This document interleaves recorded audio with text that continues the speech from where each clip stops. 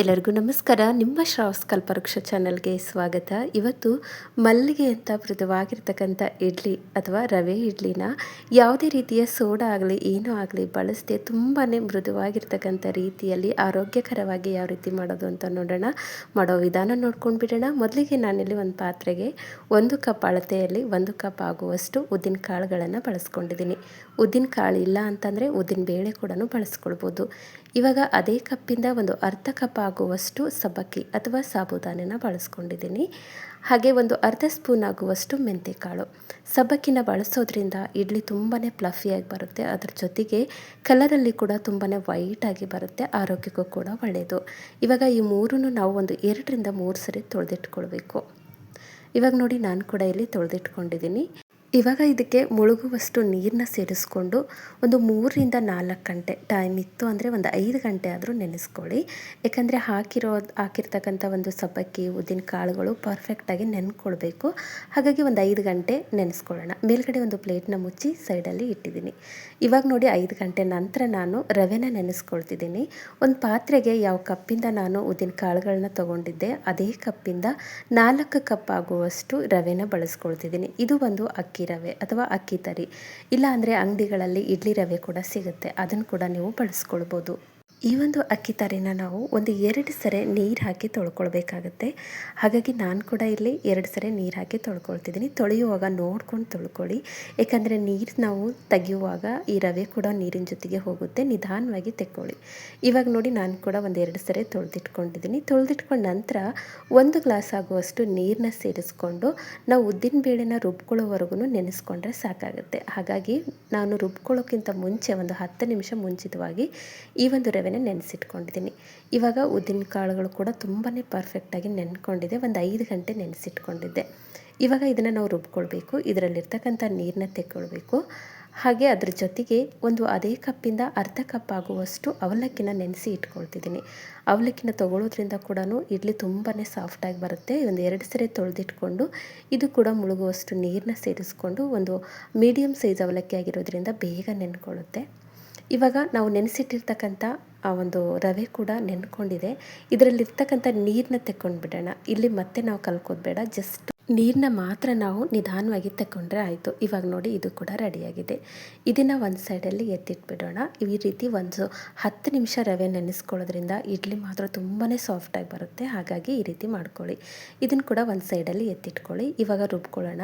ಒಂದು ಮಿಕ್ಸರ್ ಜಾರಿಗೆ ನೀರು ತೆಗೆದಿಟ್ಟಿರ್ತಕ್ಕಂಥ ಉದ್ದಿನ ಕಾಳುಗಳನ್ನ ಸೇರಿಸ್ಕೊಳ್ತಿದ್ದೀನಿ. ಅದ್ರ ಜೊತೆಗೆ ನೆನೆಸಿರ್ತಕ್ಕಂಥ ಅವಲಕ್ಕಿ ಕೂಡ ನೆನ್ಕೊಂಡಿತ್ತು. ಮೀಡಿಯಮ್ ಸೈಜ್ ಆಗಿರೋದ್ರಿಂದ ಒಂದು 10 ನಿಮಿಷದಲ್ಲಿ ನೆನ್ಕೊಂಡು ಬಿಡುತ್ತೆ. ಗಟ್ಟಿ ಅವಲಕ್ಕಿ ತೊಗೊಂಡಿದ್ರಿ ಅಂತ ಅನ್ನೋದಾಯಿತು ಅಂದರೆ ಒಂದು 15 ನಿಮಿಷ ಮುಂಚಿತವಾಗಿ ನೆನೆಸ್ಕೊಳ್ಳಿ. ಅರ್ಧ ಕಪ್ ಆದರೆ ಸಾಕು. ಇವಾಗ ನೆನೆಸಿರ್ತಕ್ಕಂಥ ಅವಲಕ್ಕಿ ಹಾಗೆ ಉದ್ದಿನ ಕಾಳುಗಳನ್ನ ಸೇರಿಸ್ಕೊಂಡು ಬೇಕಂದಷ್ಟು ನೀರನ್ನ ಸೇರಿಸ್ಕೊಂಡು ನೈಸಾಗಿ ರುಬ್ಕೊಂಡು ಬನ್ನಿ. ಯಾವ ರೀತಿ ನೈಸಾಗಿರಬೇಕು ಅಂದರೆ ಬೆಣ್ಣೆ ರೀತಿಯಲ್ಲಿ ಇರಬೇಕು. ನೋಡಿ ಈ ರೀತಿಯಲ್ಲಿ ರುಬ್ಕೊಳ್ಬೇಕು. ರುಬ್ಬಿರ್ತಕ್ಕಂಥ ಈ ಒಂದು ಮಿಶ್ರಣನ ನೆನೆಸಿಟ್ಟಿರ್ತಕ್ಕಂಥ ಒಂದು ರವೆ ಮಿಶ್ರಣಕ್ಕೆ ಸೇರಿಸ್ಕೊಳ್ತಿದ್ದೀನಿ. ಸಿಂಪಲ್ಲಾಗಿ ನಾವು ಯಾವ ರೀತಿ ಅಕ್ಕಿ ನೆನೆಸಿ ಇಡ್ಲಿ ಮಾಡ್ಕೊಳ್ತೀವಿ ಅದೇ ರೀತಿಯಲ್ಲಿ ಮಾಡ್ಕೊಳ್ಳೋದು. ಆದರೆ ಇಲ್ಲಿ ರವೆ ಬಳಸ್ಕೊಳ್ತಿದ್ದೀವಿ.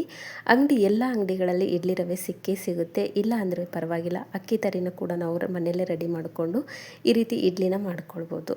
ಈ ರೀತಿ ಒಂದ್ಸರಿ ಕೈ ಆಡಿಸ್ಕೊಳ್ಳಿ. ನಾವು ಉದ್ದಿನ ಕಾಳುಗಳ ಮಿಶ್ರಣನ ಹಾಕಿದ ನಂತರ ಕೈಯಿಂದ ಕಲಿಸ್ಕೊಳ್ಳಿ. ಈಗಿನ ಒಂದು ವಾತಾವರಣಕ್ಕೆ ಇಡ್ಲಿ ಹಿಟ್ಟಾಗಲಿ ದೋಸೆ ಹಿಟ್ಟಾಗಲಿ ಹುದುಗ್ ಬರೋದು ತುಂಬಾ ಕಡಿಮೆ. ಹಾಗಾಗಿ ಒಂದು 5 ನಿಮಿಷ ಈ ರೀತಿ ಕೈಯಿಂದ ಕಲಿಸೋದ್ರಿಂದ ಬೇಗ ಹುದುಕೊಳ್ಳುತ್ತೆ, ಫರ್ಮೆಂಟ್ ಆಗುತ್ತೆ. ಹಾಗಾಗಿ ಈ ರೀತಿ ಕೈಯಿಂದ ಕಲಿಸ್ಕೊಳ್ಳಿ. ಇಲ್ಲಾಂದರೆ ಒಂದು ಸೌಟ್ ಸಹಾಯದಿಂದ ಕೂಡ ಕಲಿಸ್ಕೊಳ್ಬೋದು. ಈ ಒಂದು ಕನ್ಸಿಸ್ಟೆನ್ಸಿಯಲ್ಲಿ ಇಡ್ಲಿ ಬ್ಯಾಟರ್ ರೆಡಿ ಮಾಡ್ಕೊಳ್ಳಿ. ಇವಾಗ ಇದು ರೆಡಿಯಾಗಿದೆ. ಇದನ್ನು ಹೋಲ್ ನೈಟ್ ನಾವು ಫರ್ಮೆಂಟ್ ಮಾಡಲಿಕ್ಕೆ ಇಟ್ಕೊಳ್ಬೇಕು. ಈ ರೀತಿ ಮೇಲ್ಗಡೆ ಒಂದು ತಟ್ಟೆನ ಮುಚ್ಚಿಟ್ಕೊಂಡಿದ್ದೀನಿ. ಇವಾಗ ಒಂದು ಮಳೆಗಾಲ ಆಗಿರೋದ್ರಿಂದ ಭಾರವಾಗಿರ್ತಕ್ಕಂಥ ವಸ್ತುನ ಅದ್ರ ಮೇಲ್ಗಡೆ ಇಟ್ಕೊಳ್ಳಿ. ಇದರಿಂದ ಬೇಗ ಹುದುಕೊಳ್ಳುತ್ತೆ. ಇವಾಗ ನೋಡಿ ಬೆಳಗ್ಗೆ ಆಗಿದೆ, ತೆಗೆದು ತೋರಿಸ್ತಿದ್ದೀನಿ. ನೋಡಿ ಎಷ್ಟು ಪರ್ಫೆಕ್ಟಾಗಿ ಹುದುಗ್ ಬಂದಿದೆ, ಫಾರ್ಮೆಂಟ್ ಆಗಿದೆ ಅಂತ. ಈ ರೀತಿಯಲ್ಲಿ ಬರಬೇಕು ಅಂತಂದರೆ ಸರಿಯಾದ ಪ್ರಮಾಣದಲ್ಲಿ, ಹಾಗೆ ಹಿಟ್ಟನ್ನು ಕಲಿಸುವಾಗಲೂ ಕೂಡ ಅಷ್ಟೇ ಒಂದು ಸ್ವಲ್ಪ ಕೈಯಿಂದ ಕಲಿಸ್ಕೊಂಡಿದ್ದಾಯಿತು ಅಂತಂದರೆ ಇದೇ ರೀತಿಯಲ್ಲಿ ಹಿಟ್ಟು ಉಬ್ಕೊಂಡು ಬಂದಿರುತ್ತೆ. ಇವಾಗ ಒಂದ್ಸರಿ ನೀಟಾಗಿ ಹಿಟ್ಟನ್ನು ಕಲಿಸ್ಕೊಳ್ಳಿ. ಈ ರೀತಿ ಕಲಿಸ್ಕೊಂಡಿದ ನಂತರ ಇದಕ್ಕೆ ಬೇಕಾಗಿರ್ತಕ್ಕಂಥ ಉಪ್ಪನ್ನು ಸೇರಿಸ್ಕೊಳ್ಳಿ. ನಾನು ಕೂಡ ಇಲ್ಲಿ 1 ಸ್ಪೂನ್ ಆಗುವಷ್ಟು ಉಪ್ಪನ್ನು ಸೇರಿಸ್ಕೊಂಡಿದ್ದೀನಿ. ಯಾವುದೇ ರೀತಿಯ ಸೋಡಾ ಆಗಲಿ ಏನೂ ಆಗಲಿ ಬಳಸೋದೇ ಬೇಡ, ಅಷ್ಟು ಪರ್ಫೆಕ್ಟಾಗಿ ಇಡ್ಲಿ ಬರುತ್ತೆ.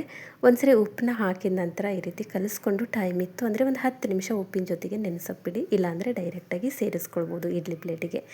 ಈ ಸೈಡಲ್ಲಿ ಆಲ್ರೆಡಿ ನಾನು ಇಡ್ಲಿ ಪ್ಲೇಟ್ನ ರೆಡಿ ಮಾಡ್ಕೊಂಡಿದ್ದೆ. ಇದೇ ಇಡ್ಲಿ ಪ್ಲೇಟಿಗೆ ಒಂದು ಸ್ವಲ್ಪ ಆಯಿಲ್ ಅಪ್ಲೈ ಮಾಡಿ ಕೂಡ ನೀವು ಹಾಕ್ಕೊಳ್ಬೋದು. ನಾನಿಲ್ಲಿ ಬಟ್ಟೆ ಹಾಕಿ ಹಾಕ್ಕೊಳ್ತಿದ್ದೀನಿ. ಈ ರೀತಿ ಬಟ್ಟೆ ಇತ್ತು ಅಂತಂದರೆ ಬಟ್ಟೆ ಕೂಡ ಯೂಸ್ ಮಾಡಿಕೊಂಡು ಇಡ್ಲಿನ ಮಾಡ್ಕೊಳ್ಬೋದು. ಈ ರೀತಿ ಮಾಡೋದ್ರಿಂದ ಯಾವುದೇ ರೀತಿಯ ಎಣ್ಣೆ ಅವಶ್ಯಕತೆ ಕೂಡ ಇರೋದಿಲ್ಲ.